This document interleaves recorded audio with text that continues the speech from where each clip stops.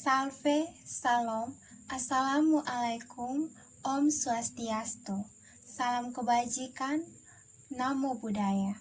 Perkenalkan, nama lengkap saya Diana Angelika Natalia OB, NIM 20030200085,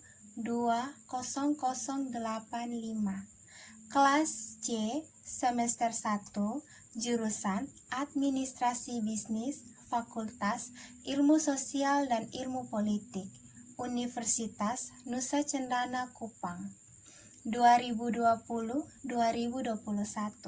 Tujuan saya membuat video ini adalah untuk memenuhi tugas mata kuliah pengantar sosiologi oleh Bapak Lazarus J. Hamad.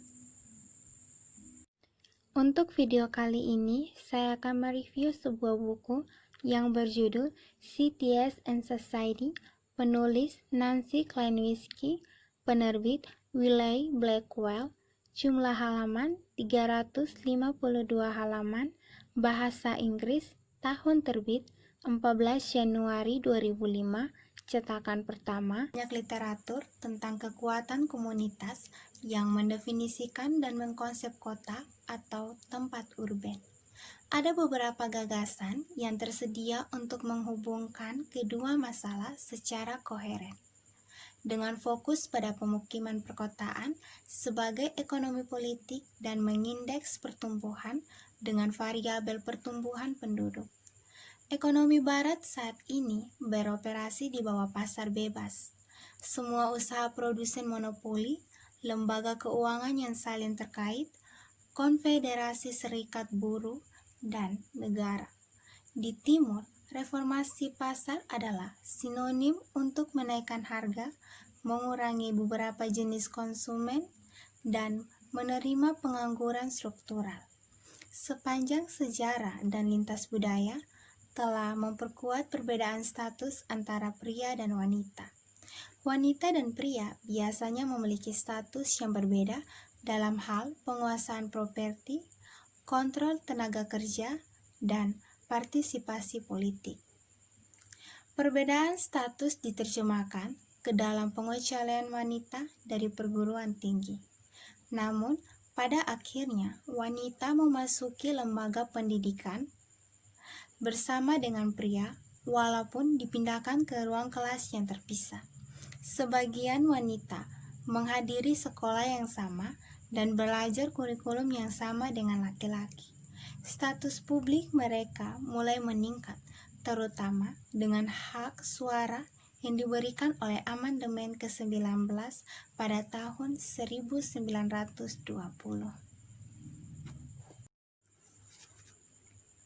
Terlepas dari vitalitas perkotaan yang baru, kota-kota tetap bermasalah, mungkin lebih dari sebelumnya. Paradoks kelimpahan perkotaan adalah relatif sedikit penduduk kota telah dapat menikmati hasil pertumbuhan. Jumlah orang miskin, orang yang tinggal di pusat kota, tidak jatuh tetapi bangkit. Dan secara dramatis memang begitu. Sebagai gantinya, menghentikan diskolokasi sosial, perputaran ekonomi telah memperburuk perkotaan masalah sosial, teridentifikasi 30 tahun lalu. Persamaan antara fungsi ekonomi kota dan basis populasinya tidak memiliki tempat bagi yang tidak terpelajar, tidak peduli seberapa mau. Kemerosotan kota industri telah membuat minoritas tinggi dan kering, tetapi interpretasi yang berbeda. Sekarang cukup diulang untuk menjadi kebijaksanaan konvensional, menceritakan kisah yang berbeda. Simultan pembangunan perkotaan modern secara efektif menghasilkan pekerjaan profesional dan keterampilan rendah. Kota metropolitan yang terpopularisasikan meninggalkan minoritas jauh dari tidak berguna. Sebaliknya, mereka berfungsi sebagai laci baru untuk air dan pembuatan kayu. Dalam versi ini, untuk pekerjaan dan pendapatan pun menetes ke bawah, Sebaliknya, yang kaya membutuhkan yang miskin untuk menyediakan layanan berbiaya rendah, memelihara perut kota, dan menopang sisa-sisa sektor manufaktur yang tertekan. Terlihat jelas pada diri mereka. Tingkat pekerjaan dan pendapatan yang lebih rendah, dan tingkat putus sekolah dan angka kelahiran di luar nikah, bahkan setelah mengontrol karakteristik individu dan latar belakang keluarga. Pertumbuhan dan penyebaran ghetto dan bariso juga lebih banyak biaya halus yang berkaitan dengan tatanan sosial yang rapuh yang membuat anarki tetap ada teluk yang memungkinkan kota menjadi komunitas dan bukan hanya aglomerasi dari orang asing yang menakutkan.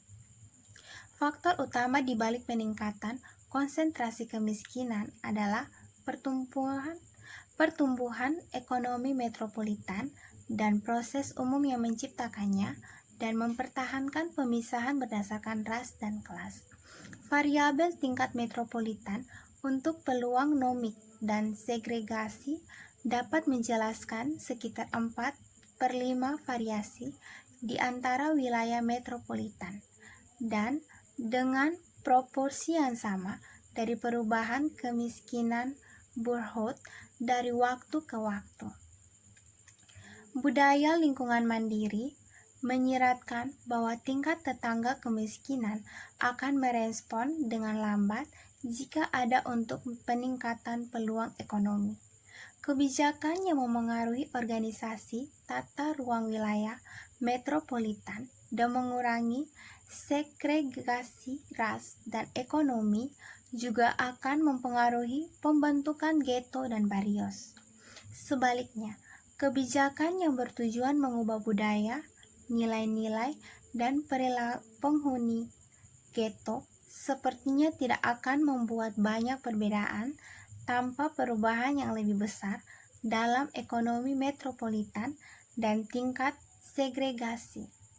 Dalam konteks ini, peningkatan aktual dalam struktur peluang kebijakan semacam itu mungkin melakukan kebaikan dan membantu individu tertentu.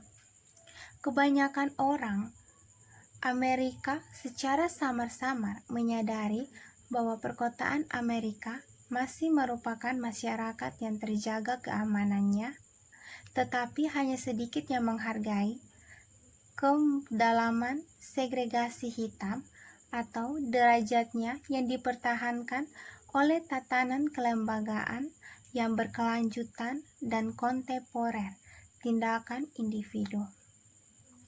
Mereka memandang pemisahan sebagai sisa yang tidak menguntungkan dari seorang rasis masa lalu yang semakin memudar seiring waktu.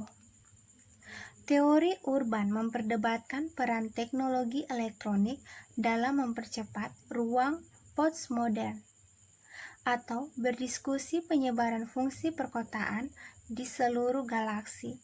Metropolitan berpusat pada poli, memiliki anehnya diam tentang militerisasi kehidupan kota yang begitu suram terlihat di level jalanan. Prediksi mengerikan dari Komisi Nasional 1969 Richard Nixon, misi penyebab dan pencegah kekerasan telah terpenuhi secara tragis.